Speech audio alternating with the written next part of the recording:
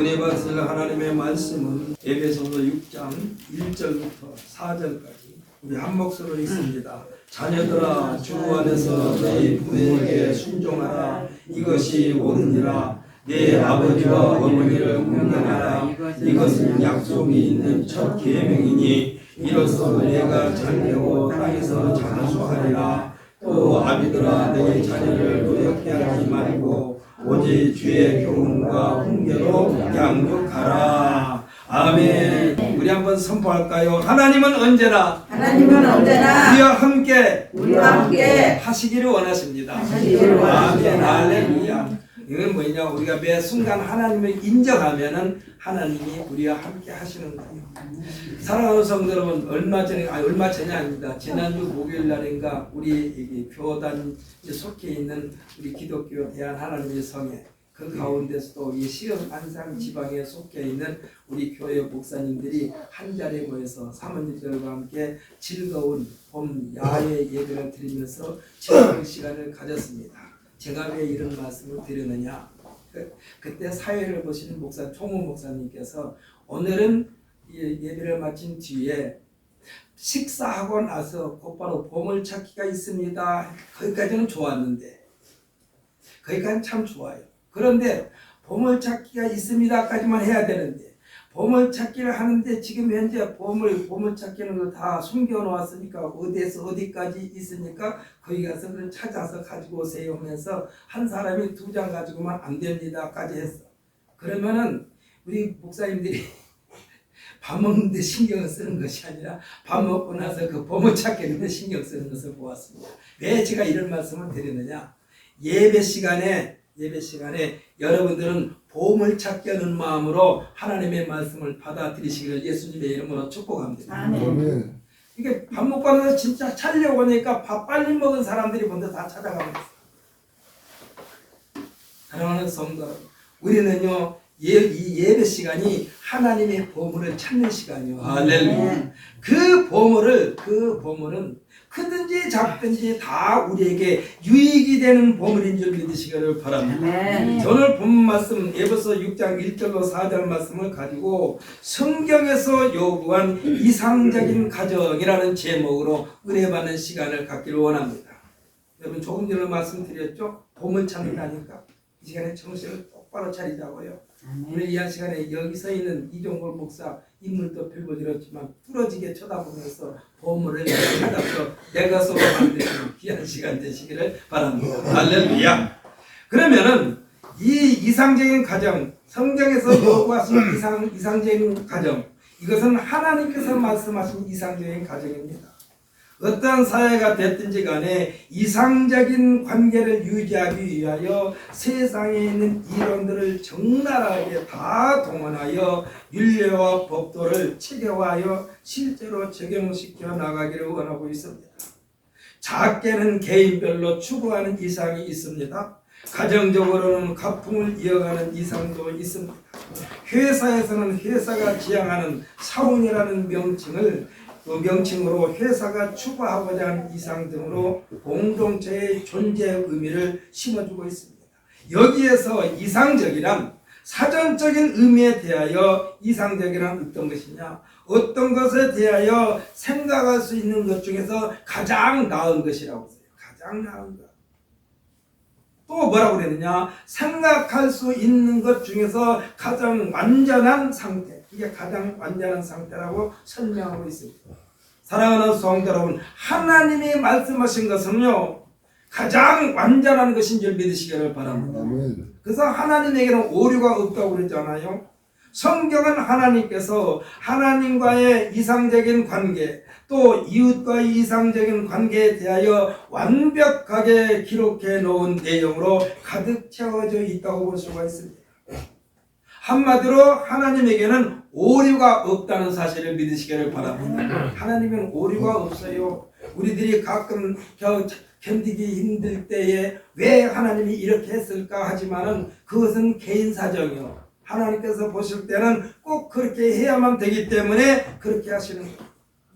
우리가 성도가 매일같이 하나님의 말씀을 묵상하는 목적은 하나님과의 가장 이상적인 관계를 유지하기 위함이라고 말할 수 있습니다. 그래서 새벽마다 빠뜨릴 수가 없어요. 빠뜨릴 수가 없어요. 제가 다른 때는 4시 10분에 시계를 맞춰놓고 일어날 때 합니다. 그런데 주일날은 4시 30분에 맞춰놓고 해요. 그런데 오늘도 일어나서 보니까 4시 10분에 일어났더라고요. 그래서 그대로 다시 진행시켜 나갔습니다. 왜 이런 말씀을 드렸느냐? 좋은 습관은 우리가 길들여야 돼요. 할렐루야. 그래서 하나님의 말씀을 주야로 묵상하는 것은 매우 좋은 습관입니다. 좋은 습관이요. 밥 한 숟갈을 안 먹더라도 하나님의 말씀을 꼬박꼬박 드시기를 예수님의 이름으로 축복합니다. 아멘. 예수님께서 말씀하셨어요. 사람이 떡으로만 살 것이 아니요 하나님 위에서 나온 모든 말씀으로 살 것이니라. 여러분 생명을 유지하기를 원하십니까? 아멘. 대답들이 현창고. 아멘. 생명을 유지하기를 원하십니까? 아멘. 그러면 하나님의 말씀을 주야로 묵상하십시오. 아멘. 예수님께서 말씀하셨어. 사람이 떡으로만 살 것이 아니라 하나님이 입에서 나오는 말씀으로 살 것이니라라고 했다니까. 사람들이 모인 단체마다 그 단체의 정체성을 지키기 위하여 또한 정관도 이상적인 단체로 발전하기 위함입니다. 나라마다 그 나라의 뼈대가 되는 헌법도 나라를 이상적인 나라로 세우기 위함입니다. 하지만 이상적인 상태까지는요 못 가더라도 일반적으로 상식만 통하는 사회만이라도 된다면, 그러니까 상식만 통하는 사회만이라도 된다면 이로 인하여 평화로운 사회가 될 것입니다. 상식을 벗어나니까 세상이 시끄러워. 성경은 언제나 일반 사회보다는요 몇 단계 차원이 높은 기대치를 지키기를 원하시면서 최종적인 것은 뭐라고냐? 가장 높은 단계에 이르기를 원하고 계십니다. 가장 높은 단계가 어디예요? 그게 마태복음 5장 48절에서 예수님께서 친히 말씀하신 내용이요. 예수님은요 모든 무리들이 있지만은 그 흔히 하는 말로 설교를 시작하신 것은, 강의를 시작하신 것은 무엇을 확인하고 했느냐?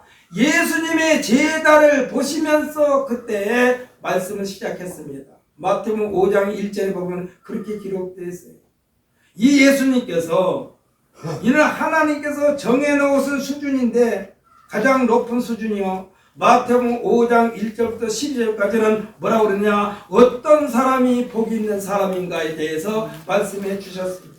13절부터 16절까지는요 택함받은 하나님의 백성들은 어떤 삶을 살아야 되느냐? 소금과 빛과 같은 사람을 살아야 한다고 예수님께서 말씀하셨어요. 여기에서 소금과 빛은요 자기 자신을 희생하는 것입니다. 17절부터 20절까지는 예수님과 율법의 관계에 대한 가르침입니다. 그래서 예수님을 향하여 율법에는 이렇게 기록되는데 어찌하여 예수님 당신은 그 율법에서 벗어났습니까? 라고 말할 만큼 예수님과 율법을 따로따로 떼어놓고 생각하는 자들을 향하여 율법과 예수님은 하나라는 것을 가르쳐주고 있는 거예요. 그 다음에 21절부터 26절까지는 제자들에게 노를 품지 말라라고 말씀하고 있습니다. 이게 화를 내지 말라는 얘기예요. 사랑하는 성도 여러분, 우리 모든 성도들은 화를 내지 마시기를 예수님의 이름으로 부탁을 드립니다. 노를 품지 말아라. 27절부터 32절까지는 간음이라는 것이 무엇인가에 대하여 말씀해 주고 있습니다. 간음이 무엇인가? 생각만 해도 그게 간음이라고 했답니다. 33절부터 37절까지는 너무나 쉽게 맹세하지 말라고 말씀하고 있어요. 이것은 뭐냐? 여러분 어디 가서 함부로 결심하지 말라는 얘기. 결심하지 말아라. 맹세하지 말아라. 38절부터 42절까지는 뭐냐? 악한 자를 대적하지 말라라고 말씀하고 있습니다.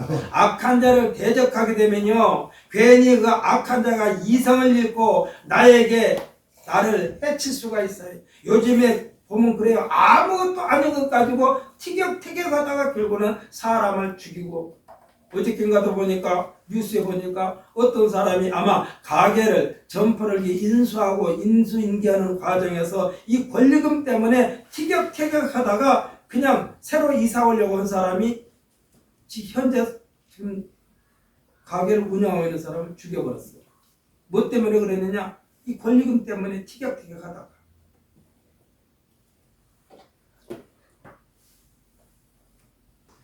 악한 자를 대적하지 말라. 사랑하는 성도 여러분, 악한 사람하고는요 계속해서 대화하면 잘못하면 내가 피해를 입어요. 왜? 그 사람은 이성을 잃은 상태니까. 흔히 하는 말 제정신이 아니요. 이런 사람과 다투지 말아요. 우리나라 말이 이런 말이 있죠.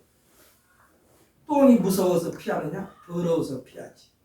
그러니까 성질 고약한 놈 만나면 아이 속으로 그래. 그 사람한테 듣기면 또 그거 가지고 또 자꾸 꼬투리 하니까 더러운 놈 많이 하면서 그냥 피하라니까. 그러면서 예수님께서 43절부터 47절까지는 참사랑이 어떤 것인가 라고 말씀하시면서 원수까지도 사랑하는 것이 참사랑임을 말씀해 주시면서 총정리하신 것을 보게 됩니다. 사랑하는 성도 여러분, 우리는 원수까지도 사랑할 수 있는 넉넉한 마음을 가지시기를 예수님의 이름으로 축복합니다. 아멘. 그러면서 48절 말씀인데 이것을 한번 찾아서 읽어볼까요? 우리 마태복음 5장 48절인데 신약성경 맨 앞쪽 7페이지입니다.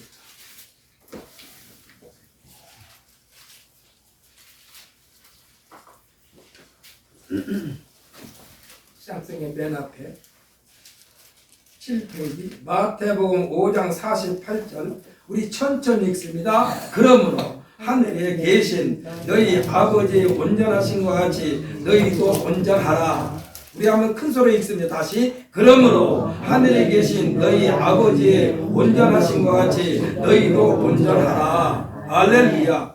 영어 성경에서 표현할 때는 이 온전에 대하여 뭐라 그러냐? 퍼펙트라고 했어요. 퍼펙트. 이 퍼펙트는요, 흠잡을 데가 없다는 뜻이요. 가끔 야구 경기장에서 자주 나오는 게 아닙니다. 투수 혼자서 한 명도 인류에 내보내지 않았을 때 뭐라고 그러냐? 퍼펙트 게임이라고. 퍼펙트. 완봉성이라, 완전성이라. 예수님께서 제자들에게 제시한 목표는 온전하심, 퍼펙트인 줄 믿으시기를 바랍니다.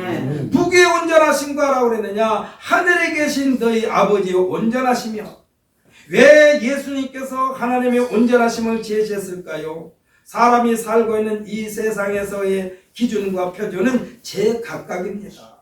그래서 나오는 말이 있어요. 그냥 내 나름대로, 또 그 사람 나름대로, 여기에도 덧붙여서 뭐라고 그러냐? 할 만큼 했다, 또 참을 만큼 참았다 등을 말을 합니다. 이것은요, 우리들이 인정하는 세상이라면 교만해질 수 있습니다. 거만해질 수 있습니다. 이것은 어디까지나 자신들이 정해놓은 수치예요. 신앙생활도 여기까지가 아닙니다. 계속입니다. 어디에 이를 때까지입니까? 아버지신 하나님 앞에 이를 때까지. 예수님께서 교훈하신 내용도 예수님까지가 아니에요. 예수님께서 직접 보여주셨는데도 예수님까지가 아니에요. 예수님은 제자들에게 요한복음 14장 12절에서 뭐라고 말씀했느냐? 내가 진실로 너희에게 이르노니 나를 믿는 자는 내가 하는 일을 그도 할 것이요 또한 그보다 큰 일도 하리니 이는 내가 아버지께로 감이라 했습니다. 그러니까 제자들에게 예수님의 교훈을 계속 계승 발전시켜 나가기를 원하고 계시는데 이것이 하나님 아버지께로부터 공급되어진다는 말씀이에요.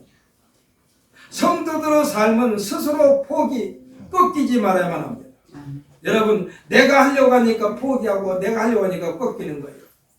성경은 분명히 말씀하십니다. 내게 능력 주시는 자에서 모든 것을 할 수 있다. 할렐루야. 꺾이지 말아야 돼요. 아멘. 외부 누구로 말미암아서 절대로 꺾이지 않는 신앙생활이야만 되는 줄 믿으시기를 바랍니다. 아멘. 그래서 예수님께서 말씀하신 것이 인자의 올 때의 믿음을 보겠느냐, 이 소리는 너희들이 세상 사는 동안에 꺾이지 말아야 되겠다라는 말씀이에요. 꺾이지 말아야 되겠다. 그런데 사람들은요, 꺾이지 말아야 되겠다라고 한다든지 그 사람에게 도움이 되는 말을 하게 되면 그것을 듣기 싫어가지고 삐치는 사람이 대부분이에요. 그렇지 않습니까? 냉정하겠다 해서 나에게 이로운 말씀을 주는 것이니까 그것을 받아들여야만 되는데 내 마음을 상하겠다고 해서 삐쳐. 그럼 삐치면 어떻게 됩니까? 인생 자체가 꼬이는 거예요. 절대로 여러분, 여기서 있는 이종걸 목사가 하나님의 말씀을 대언하면서 여러분을 혹시 꾸짖는다라고 생각했을 때 그것으로 말미암아 마음이 상하지 않게 되시기를 예수님의 이름으로 축복합니다. 아멘. 고치면 되는 거예요. 고치면 돼요. 하나님께서 만들어 놓은 것이 지극히 정상이야. 저는 지금도 가끔 이런 생각을 해봅니다. 지금도 우리가 80년대 이전에 있었던 80년대 초까지도 있었던 통행금지가 지금도 있었으면 좋겠어. 통행금지가 지금도 있었으면 좋겠어. 밤은 밤으로 지내고 낮은 낮으로 지내야 되는데 밤과 낮이 없어 어쩔 때는요 통행금지가 아니라 한밤중에 더 화려한 데가 많다니까. 밤 문화가 성장하면 망조가 들어가요. 밤문화가 발전하면요 망하는 거예요. 그래서 여러분은 내가 늘 말씀드리면 밤은 밤으로 살고 낮은 낮으로 살아야 되는데 밤과 낮을 바꿔 살아요. 바꿔 살아. 저도 한참 젊었을 때는 밤 꼬박 일했을 때도 정신이 맑았는데 요즘에는 밤을 조금 새잖아요. 그러면은 몽롱해요. 판단력이 흐려져. 그러면 본인만 판단력이 흐리자면 괜찮은데 그가 하는 일이 전부 다 판단이 허물어진 상태에서 무슨 일을 해봐요. 그게 제대로 되겠는가.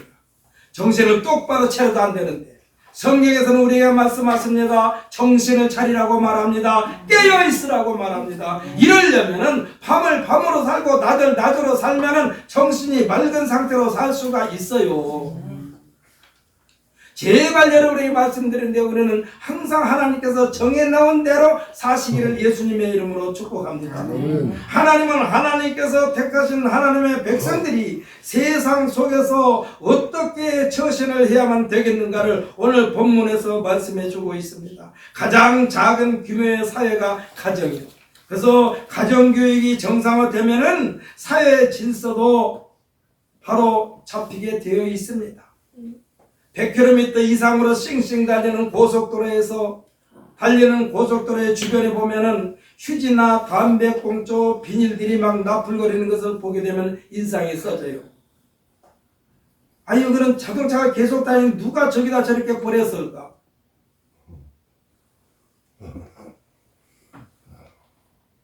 모든 쓰레기들은요, 이 고속도로 상에 있는 쓰레기들은 달리는 자동차에서 창밖으로 던져서 생기는 것들이 태반이에요. 이게 제대로 생각을 가지고 있는 사람들의 생각이냐고요. 모든 공중도덕도 가정에서부터 제대로 지켜지는 훈련이 필요합니다. 오늘 본문에 보면 뭐라고 그랬느냐? 자녀들아 하고 부르십니다. 자녀들아. 또 뭐라고 부르십니까? 아비들아 하고 부르십니다. 자녀들아 아비들아 하고 부르십니다. 여기서는 순종과 공경과 교훈과 훈계를 하시기 위하여 부르신 것입니다. 얼마나 교육이 중요한가는 십계명에서도 나타나 있습니다. 제3계명에 보면 하나님 외에 어떠한 신상도 만들지 말며 섬기지 말라 하시면서 사랑의 하나님, 높고 크고 넓고 깊은 무량 광대하신 하나님이라기보다는 질투하는 하나님이라고 했습니다. 우리들이 일반적으로 생각할 때 질투라는 단어가 풍기는 느낌은 어떤 것입니까? 아주 속 좁은 사람을 생각할 때 질투, 이해심이 부족한 사람을 생각할 때 질투, 자신밖에 모르는 이기적인 사람을 생각할 때 질투, 이러한 생각으로 다가오는데 제3계명에서는 하나님께서는요 하나님 자신에 대하여 내 하나님 여호와는 질투 질투하는 하나님인적이라고 했습니다. 질투하는 하나님인적. 이런 절대자이신 하나님과 우리들 사이에 틈이 생기면 안 된다는 아주 철칙을 말씀하시는 거예요. 대신적 측면에서 보면은 하나님 외에 다른 신이 없느니라 했습니다. 없는 신을 모양과 형상화하여 어떠한 섬김의 자세도 허용하시지 않으신다는 거예요.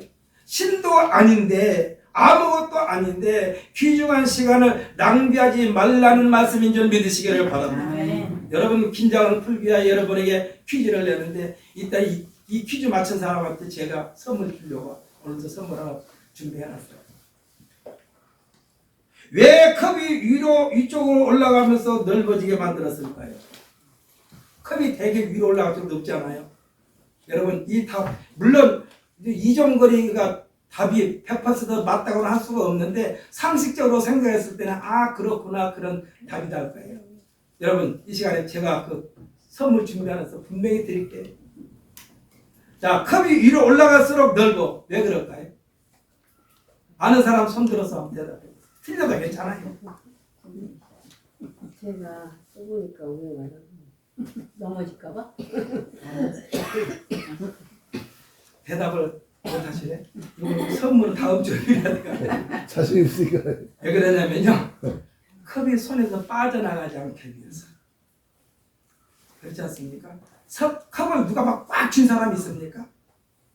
꽉 안 쥐잖아요. 가볍게 쥐어도 위로 올라가면서 넓으니까 안 빠져나가. 놓치지를 않아요. 우리가 보통 그렇게 말하지 않습니까? 우리 가벼운 마음으로 차 한잔 하십시다 그러는데 그냥 컵을 꽉 쥔 사람이 있느냐? 없어요. 슬그머니죠. 가볍게 쥐어도 안 떨어져. 왜? 위로 올라갈수록 넓으니까. 이 퀴즈를 마치면 내가 드리려고 그러는데. 또 하나네. 네? 또 하나네. 또 하나라고. 재밌나 봐. 보물찾기를 같은가. 다음 주에는 저도 그러니 내가 가지고 있는 게 바닥나면 써먹을 게 없어. 오늘은 여기까지만 써먹으려고 그래. 하나님은 그러니까 우리에게 절대로 시간을 낭비하기를 원하지 않아요. 정신을 차리라고 그래요. 그러면서 뭐라고 그러냐 십계명에서 이어서 주시는 계명의 말씀은 나를 사랑하고 여기서 말하는 나는 하나님이요. 하나님은 사랑하고 하나님의 계명을 지키는 자에게는 천대까지 은혜를 베푸느니라 그랬습니다. 이 모든 것이 하나님과의 관계만 정상화된다면 보장해 주시겠다는 약속인 줄 믿으시기를 바랍니다. 그래서 저는요 성도들이 와야 할 성도들이 안 오면 조금은 마음이 울적하다가도 왜 그 사람한테 초점을 맞죠? 오늘 예배에 참석한 사람들에게 초점 맞춰서 신나게 설교해야지. 할렐루야. 안 나온 사람 때문에 나온 사람들이 손해 입을 수는 없어요. 그래서 여러분에게 말씀드릴 때 여러분 아멘 아멘 하면서 그 말씀을 받아들여 생활 속에 적용시켜 나가면은 내일부터 시작되는 한 주일 동안 승리의 주인공이 될 줄 분명히 믿습니다. 아멘. 왜냐하면 하나님께서는 우리라면 승리하기를 원하시니까. 그러니까 하나님과의 관계만 정상화된다면 모든 것이 보장되는데 뭐야 그것이 나를 사랑하고 내 계명을 지키는 자에게는 천대까지 은혜를 베푸느니라. 이것이 오늘 본문에서 자녀들아 아비들아 부르시면서 당부하는 교훈입니다.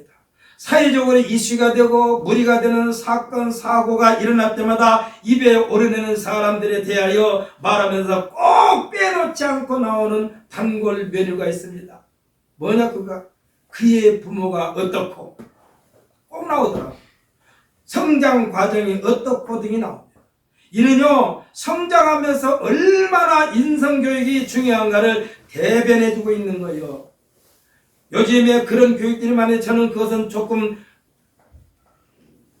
옳지 않다고 생각하는데 공교육에 적응하지 못한다고 독단적으로 혼자서 독학이나 제3의 교육기관에서 학습만 한다면 사회생활하면서 가장 중요한 사회성이 부실화되겠습니다.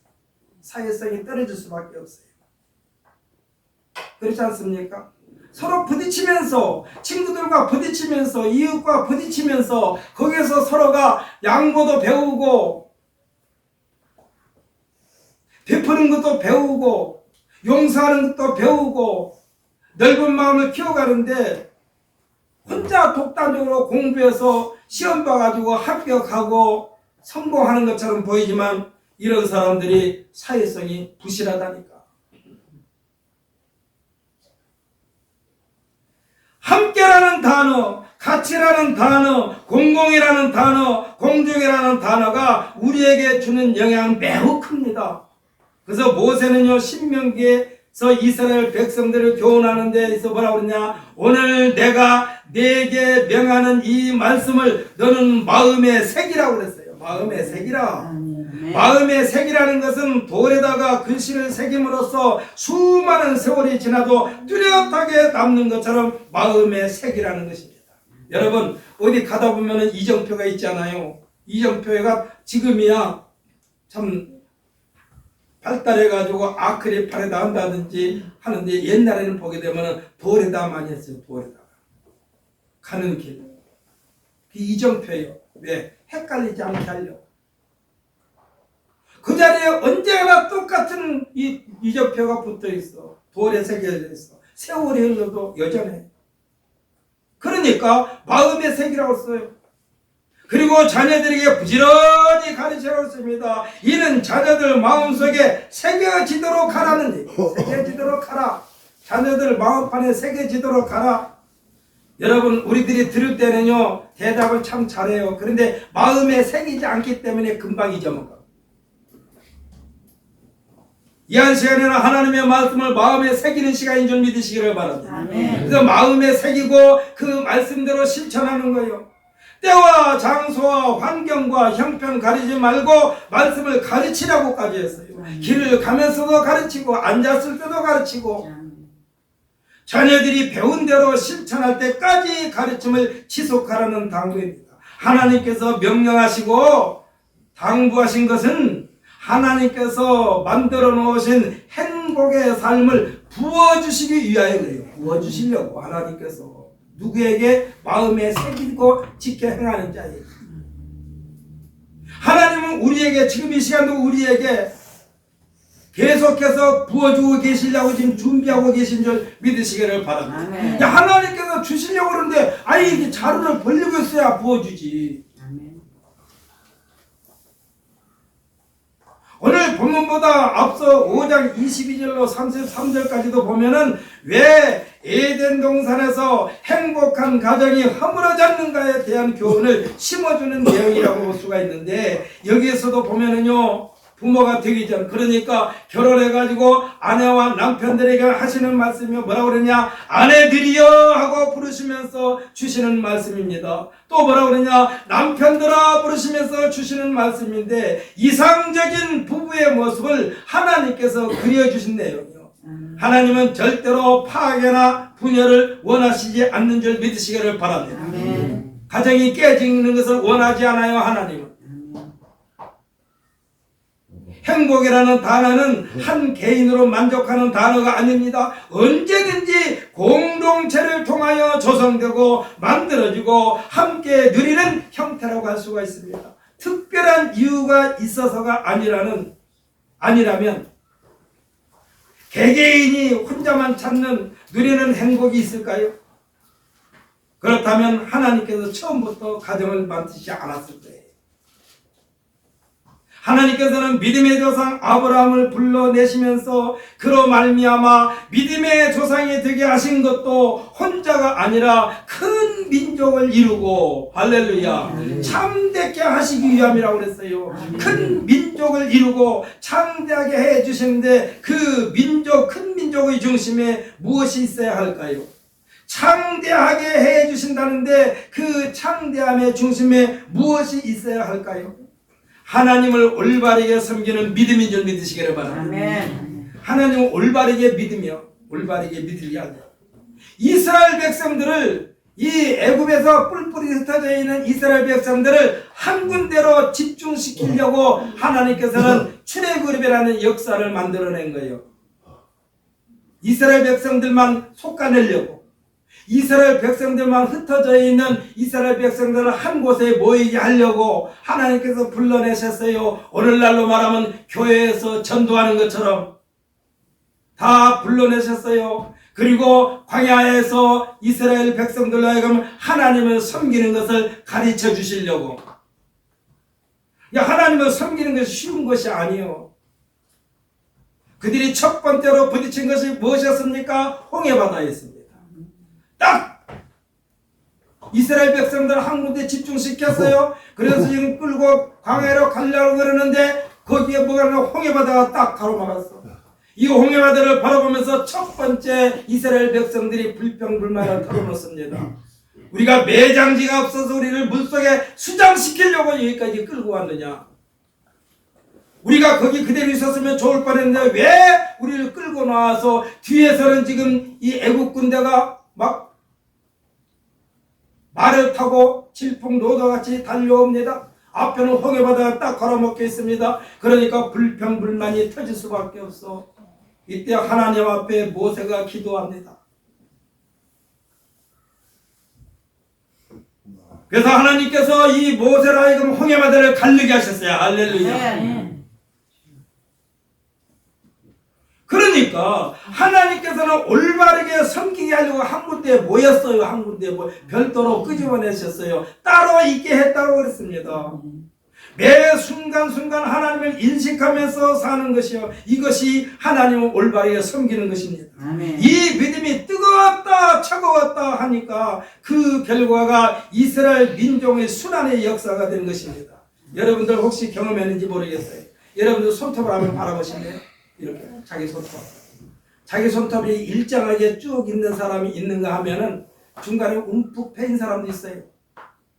근데요, 우리들의 손톱 모양이 움푹 패인 듯한 모양이 가끔 생길 때가 있는데 왜 이럴까, 왜 이랬을까 하고 생각해보면은 손가락이 언젠가 불편할 만큼 손가락 아래를 할 때 그 손톱이 일정하게 자라지 못하고 고생을 한 증거예요. 사랑하는 성도 여러분, 하나님은 우리에게 하나님의 말씀을 하나님을 일정하게 섬기면서 의지하면서 살기를 원하신 줄 믿으시기를 바랍니다. 아멘. 뜨거웠다 차가웠다 만든다니까. 우리들이 주고받는 대화 중에 자신이 잘못에 대하여 사과나 용서를 잘 구하지 않으면서 변명 아닌 변명을 많이 합니다. 뭐라고 그러느냐? 그냥 잘못했다라고 하고 용서해달라고 하면 좋은데 뭐라고 하느냐? 내가 신이 아니지 않습니까? 내가 신이 아니지 않습니까?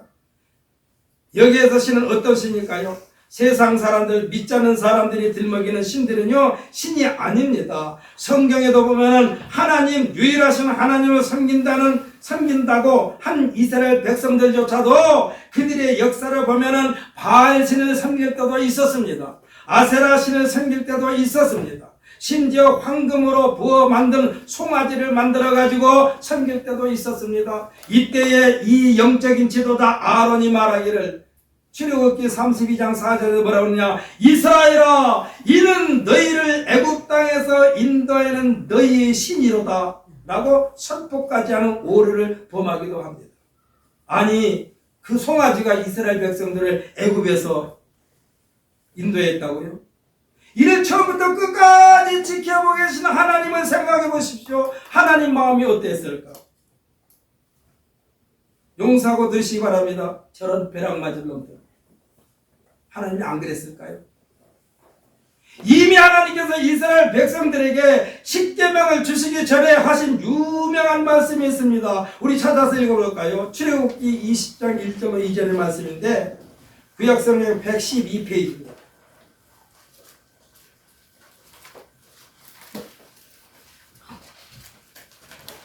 창세기보다 조금 뒤에요. 구약성경 112페이지 출애굽기 20장 1절로 2절입니다. 함께 읽습니다. 하나님이 이 모든 말씀으로 말씀하여 이르시되 나는 너를 애굽 땅 종되었던 집에서 인도하여낸 내 하나님 여호와니라. 아멘. 할렐루야. 이 말씀은 여호와 하나님 앞에서 다른 우상 자체를 생각하지 말라는 거예요. 다른 신을 찾지 말라고 금기시하는 명령입니다. 그런데 바알을 섬기다니, 아세라를 섬기다니요, 금송아지를 섬기다니요. 이렇게 되면요 행복의 축이 완으로 무너져 버립니다. 할렐루야. 행복은 하나님께 주신 것이라니까. 하나님께서 약속하신 그 약속을 스스로 내팽개치는 꼴이 됩니다. 사랑하는 성도 여러분, 여러분께서는 여러분의 가정을 책임져야 할 가정의 기둥이요 대들보인 줄 믿으시기를 바랍니다. 아멘. 여러분이 하나님을 제대로 잘 섬기면 기둥이요 대들보라니까. 아멘. 이 기둥, 이 대들보가 왔다리 갔다리 하면은 행복은 머무를 수가 없어요. 어떠한 일이 어떠한 위기가 엄습해 온다 해도 여호수아 장군이 신앙에 굳게 서지 못한 백성들을 향하여 단호하게 선포합니다. 너희들은 선택하라. 그러면서 여기에서 지도자가 나를 뚜렷하게 단호하게 말하는데 뭐라고 하냐? 오직 나와 내 집은 여호와를 섬기노라. 할렐루야. 오직 나와 내 집은 여호와를 섬기노라. 아멘. 이 민족의 지도자가 이 민족을 살린 거예요. 아멘. 이 말 한마디로 질서가 잡히게 됩니다. 우리는 간단하면서도 단호한 말이 필요할 때가 참 많습니다. 가깝게는요 나 자신에게 좀 범위를 넓혔다면 가족들 앞에서입니다. 지금이야 옛날처럼 아버지 중심의 가부장적 체계는 아닙니다. 하지만 중요한 결정을 내리는 단계에서 중심을 잡고 의견, 그러니까 가족의 뜻을 모아 수많은 세월이 흐른다 해도 현명한 결정이었노라고 평가받을 수 있는 이러한 일을 추진하는 데 꼭 필요한 자리가 가장이라는 자리요. 지금은 가장이라는 자리가 꼭 남자에게만 주어진 건 아닙니다. 가정의 중심이 되는 사람은 엄마가 됐던 아버지가 됐던 아들이 됐던 그 가정의 중심 잡은 자가 가장이에요. 사랑하는 성도는 여러분이 너무나 잘 알고 있는 며칠 있으면 5월 15일 스승의 날이 돌아오는데 스승의 날은 어떻게 정해졌느냐? 세종대왕이 세상에 태어난 날이 스승의 날이에요. 그러면 세종대왕은요 자기 형제들 가운데 큰아들도 아니고 둘째 아들도 아니고 셋째 아들이에요. 셋째 아들인데 셋째 아들이 조선의 왕이 됐어요. 그러면은 가장이 누구요? 대답 좀 해봐요. 누가 가장입니까? 네? 왕 세종대왕이 가장이요. 가정으로 말하면 나라로 말하면 세종대왕이 가장이요. 법과 제도로 따지면 양녕대군이 가장이 되어야 되는데 그래서 세종대왕이 가장이에요. 우리나라 역대 왕 중에 가장 훌륭한 왕으로 꼽힌 사람이 세종대왕입니다. 그래서 스승 중에 스승이라고 했기 때문에 세종대왕 생일을 스승의 날로 정한 거예요. 여러분에게 말씀드립니다. 이 시간에 예배의 참석한 우리 모두는 가정에서 가장이 되시기를 예수님의 이름으로 축복합니다. 가정을 책임져야 할 가장이 되어야 한다니까. 물론 꼭 남자가 아니라 가장 바람직스러운 사람을 말한다면 남성, 여성, 성을 떠나 하나님을 경외하는 사람, 하나님을 잘 섬기는 사람, 가족들로부터 존경받는 사람이 할 것입니다. 이와 같은 사람이 되려면 어떠해야 되겠는가? 그 답을 성경에서 제시해 주셨습니다. 여호수아 장군이 말한 대로입니다. 오직 나와 내 집은 여호와를 섬기노라. 할렐루야. 이 시간에 예배에 참석한 우리 모든 성도들 다시 한번 우리 자신이 한번 선포합시다. 신앙 고백한 것처럼 하십시다. 오직 나와 내 집은 여호와를 섬기노라. 여호와를 섬기겠노라. 여호와를 섬기노라. 이 섬김, 이 여호와를 섬기는 것이 흩어지면 안 돼요. 이와 같은 일을 아주 잘 실천한 사람이 있습니다. 근데 이 사람은 누구냐? 주인도 아니요. 주인도 아니요. 또 주인의 아들도 아니요. 누구일까요? 아까 이거는 제가 상품을 아까 안 준 걸 드리려고 그러니까 한번 말씀해 보실래요? 오늘 준비한 선물 주셨는데 선물이 굉장히 좋아요. 특히 여자들한테 좋아. 남자들이 타면은 아내한테 갖다 주든지 말하자면 엄마 갖다 주든지. 아주 잘 실천한 사람이 있어요. 주인도 아니요. 주인의 아들도 아니요.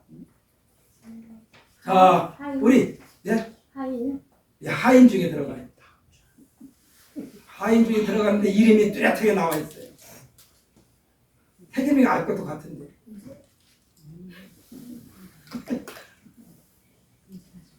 없어요? 이것도 다, 이 선물도 다음 주로 넘어가야 돼요. 이 사람이 누구냐? 요셉입니다. 박수를 크게 해야지. 태겸이가 맞췄어? 한번 태겸이 일어나서 한번 해봐. 맞췄다 그러니까. 일어나서. 여기 들리게. 여기. 요셉. 크게, 더 크게. 요셉. 요셉! 박수 한번 쳐주세요. 요셉은 요셉. 이따 선물 줄게. 그럼 네가 소유까지 엄마가 하지 않을까? 어버이날 기념으로 주면 되겠네. 아주 잘 치는 사람. 주인도 아닙니다. 주인의 아들도 아닙니다. 보디발의 집에서 보디발을 주인으로 섬긴 요셉입니다. 이 보디발이 요셉에게 감동을 받은 거예요. 뭐라고 그러느냐?